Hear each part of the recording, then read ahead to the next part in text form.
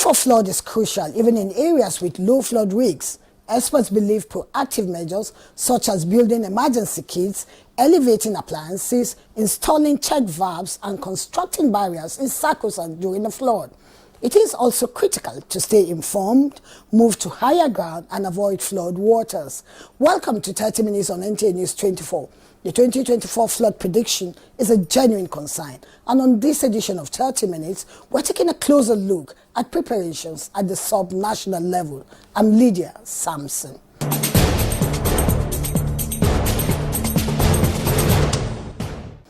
The first report by Thomas Ogbetere is looking at how Nigeria is bracing for potential floods in 31 states, following the Nigerian Hydrological Service's predictions that 31 states are at high risk of flood in 2024. How is the federal government taking necessary measures to mitigate the impact of this flood, as well as prepare for emergency response? Thomas Ogbetere, it is over to you. The Director General of the Nigerian Hydrological Services Agency, Clement Uze, has issued a warning about the high risks of flooding in 31 states across Nigeria in 2024. This alert comes as the agency predicts increased rainfall, which could lead to overflowing rivers and potential flash floods. From our analysis, using several parameters like rainfall amount, the river system we have in Nigeria, and all the several measurements we have been having on our rivers. Talk about the topography of various locations in Nigeria, the geology, the land use pattern, the temperature, humidity, all kinds of parameters. These are things we use to do the prediction. So from the prediction we have done, so we're expecting that about 131 local government areas which cut across 31 states of Nigeria will suffer.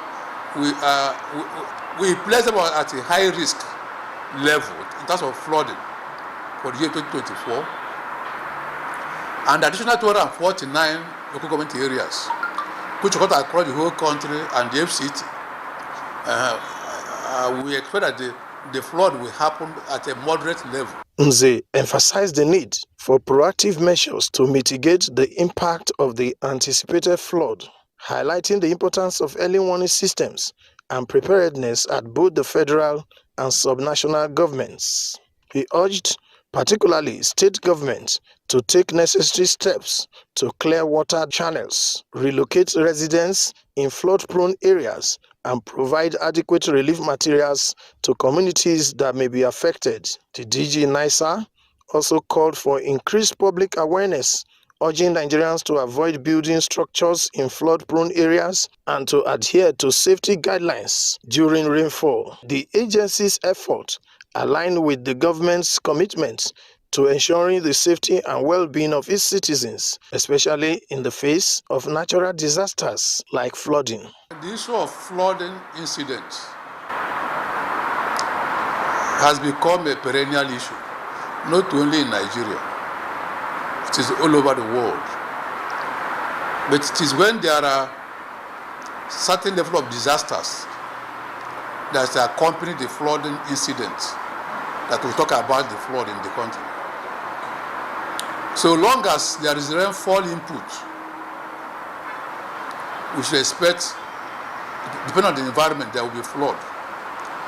Then we have a lot of things to do before the flood incident sets in every year.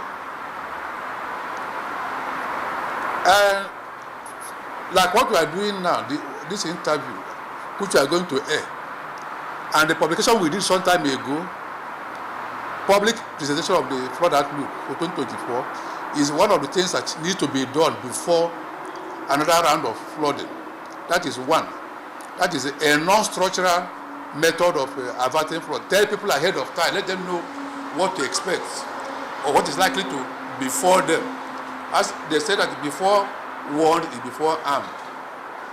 And that is one. Two, we expect that the states, we have three levels of government in Nigeria. The sub-nationals should be able to take heed to the warning that have been released. This have been made available to governors in the states, who are the chief executive officer in their own states. Likewise, local government level have their own also executives, councillors, and so on at the community level. So it is a matter that one, even before now, you should have begun to clear blocked drainages. Don't say I did it last year. The DG also harped on ensuring that drainages are clear of debris and functioning properly. He reiterates regular cleaning of gutters, drains, and ditches to prevent blockages. Implementing green infrastructure practices such as rain gardens, permeable pavements, and retention ponds to manage stormwater runoff. Clear block drainages, pull down structures that are within certain range, within the flood plains. I can recall that in zone 5 here in Abuja, in Wuse zone 5, there were some structures that were pulled down, about 3-story building or 2 for a hospital. They were pulled down around 2005. Such should be done. Now there are small rivers within the environment we are. You can do you deseed them, clear those debris. Apart from the gutters, you have to clear. Apart from constructing drainage systems where they do not exist, there are small rivers we can find in the cities or in the communities that you can clear to ensure that the excess runoff from the road is taken care of. And then human activities. These days, oftentimes people will pave the whole of our environment. If the plot of land you are going to build, formally, you are not supposed to consume up to more than 40% or 60% of that compound with your building. You should leave some places bare for overland or runoff to percolate into the ground. Don't put interlock everywhere.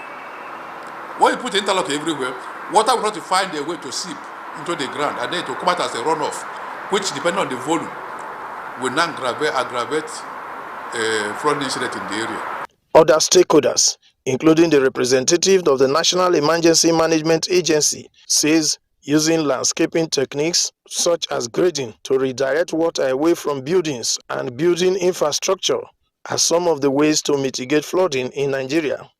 They also emphasize the need for collaborative efforts between the subnationals, the local government, and the communities on the fight against the menace of flooding across Nigeria.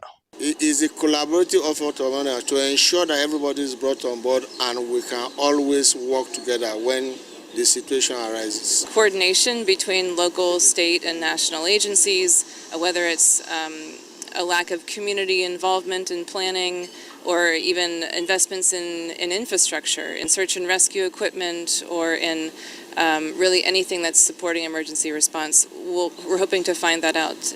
What can be done in the short, medium, and long term to invest in resilience? The kind of infrastructure that's needed in terms of making Nigeria more resilient includes simple things like flood defences, building the riverbanks, understanding where we need to protect things like power, drinking water, telecommunications, the things that people rely on for their everyday life.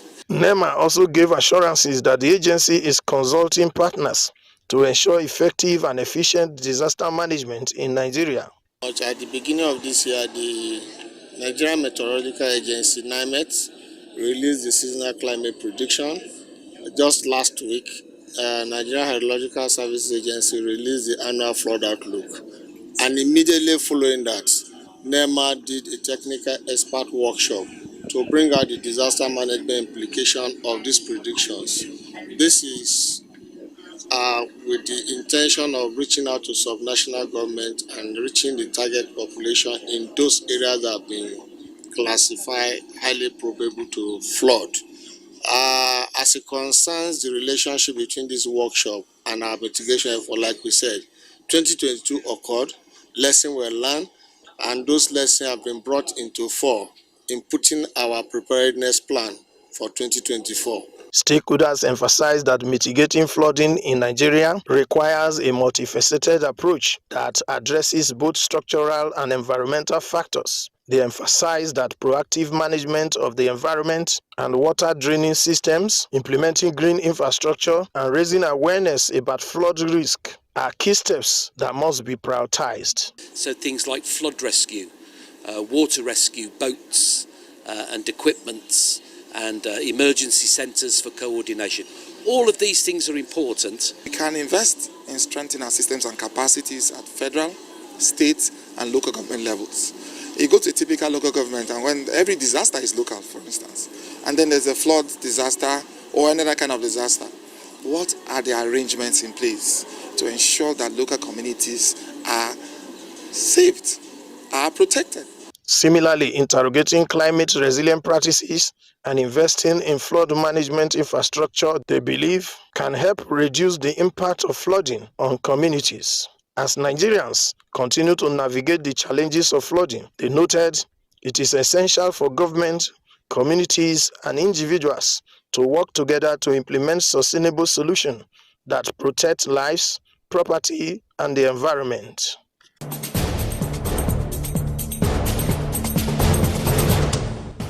Thank you, Thomas. Moving on now, Ibrahim Bello Gunda is focusing on states often prone to flood.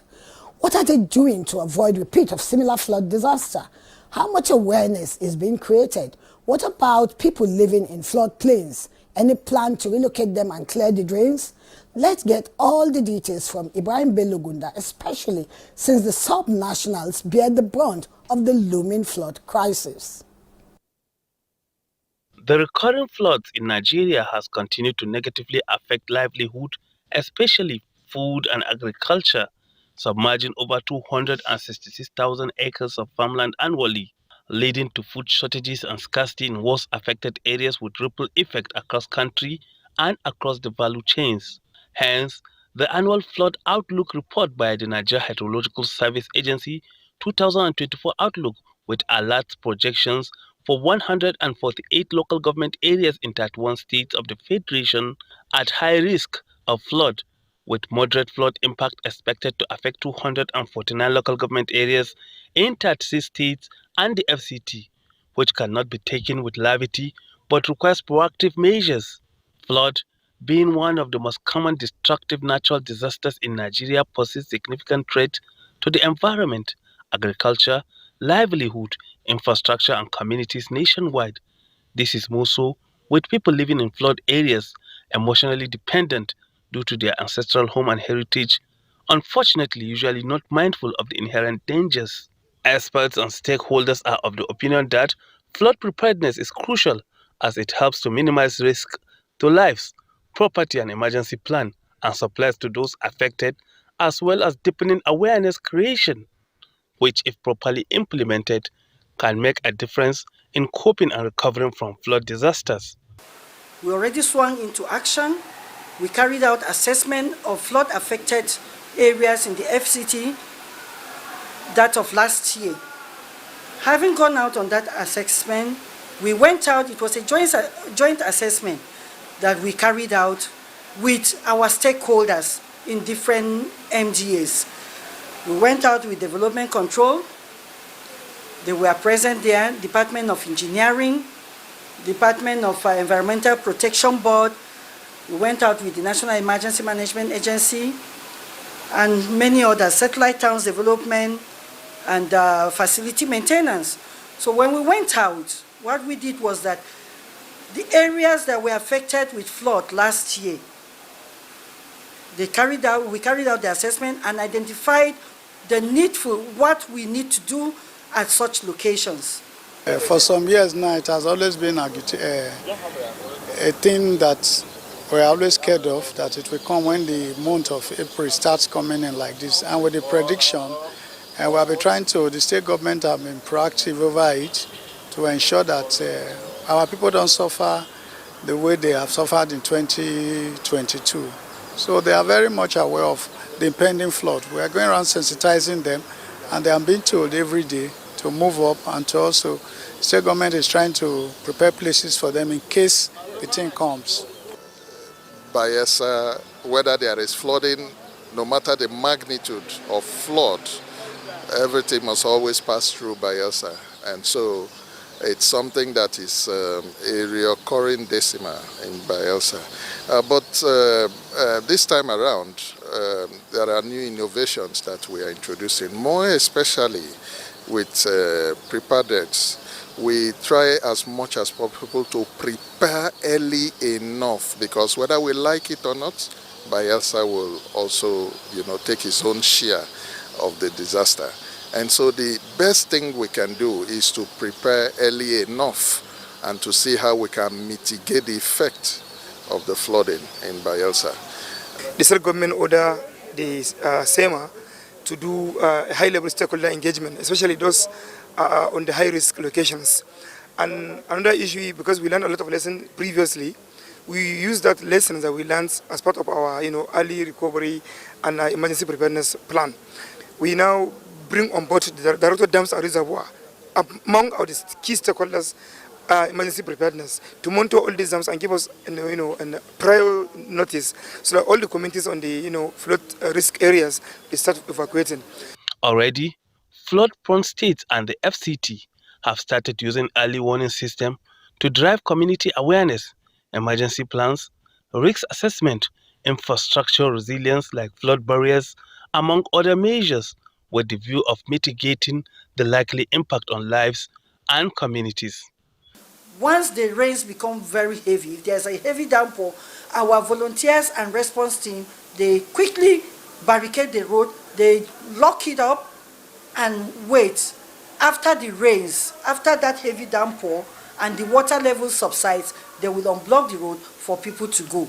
The same thing, that of Galadima interchange, there's another access road. That slip road that comes from Games Village, that road that goes to the airport, we normally block that permanently until the rains are over. So as soon as the rains become very heavy, we are going to barricade that road as well, and they will now use the alternative road. There is a lot of advocacy that we went around educating communities of what will happen, and if it happens, what they will do is being explained to them. And we are still doing the advocacy. God willing, we will go around to tell the people, now that we are expecting something from Tigadam, we have to tell them, we have to educate them. Before now, the Delta State government has been involved in this massive stormwater project to carry away water from houses to the Niger and to even both around the state, both in Warrior and other places. So they are improving on it so that waterways are being cleared. Some buildings that are on waterways have been demolished, have been removed, and proper planning is going on. And even in the riverine area where water have used to carry up some communities, water banks, embankments are being prepared, and people have been told to move further up. One of the solutions they introduced to us was preparing dikes to see how we can hold the water, not to overflow into a residential area, protecting those people that are there. And also too, there is a particular place we need to introduce non-return valve, where when the water passes, it doesn't return back to where it's coming from. Similarly, some of the states that have been experienced flood are working with stakeholders to ensure people living in flood-prone areas key into the proactive action plan in place, as well as ensure they avoid human activities that can worsen the annual flood situation. Nasarawa is at the high flood risks, Kogi, high flood risks, Niger, high flood risks, Kaduna State, high flood risks. They all surround the FCT. The residents of FCT are cooperating with us, but we still have a lot of challenges. Some of the challenges we have is that the indiscriminate dumping of refuse. People will buy a bottle of water or they have a drink and they just trash it anywhere. Some of them may be in their vehicle and they throw it outside. Some, wherever they sit down, they trash it there. And we have the challenge of people stealing the covers of manholes. Until there is flood and we see it working, that is when the community will be more appreciating to the government. For now, they just see that the government is making some effort to put things right. But a place like a community that is flooded, that used to be flooded before, if there's a flood now, there is no flood anymore, or the impact is very reduced, you will see more, happiness from that community. 100% receptive, because we told them that it's going to be a bottom, top, vertical and horizontal approach. We at the state, we cannot come and respond within 24 hours, probably. But if the community, start responding, they're the first responders.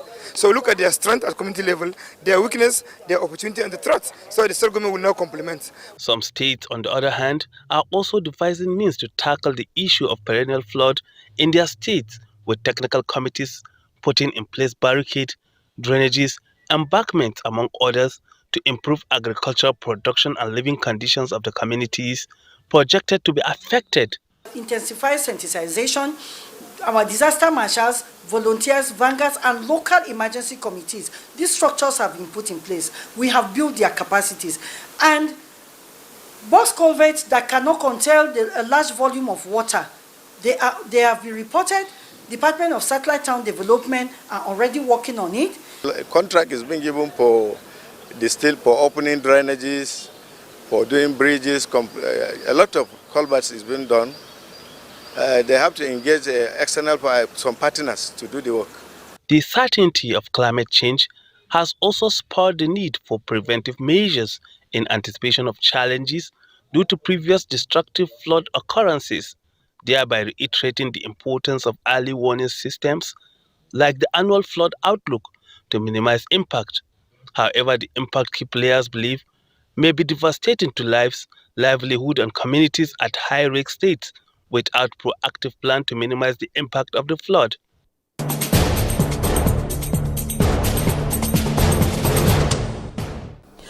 During and after a flood, experts say prioritizing safety by avoiding damaged areas must be prioritized. The flood warnings, ironically, serve as a reminder of the importance of proactive disaster risk reduction strategies in the face of a deteriorating global outlook. Please stay safe. We'll be back next week with another critical issue. Thanks for watching. I'm Lydia Samson.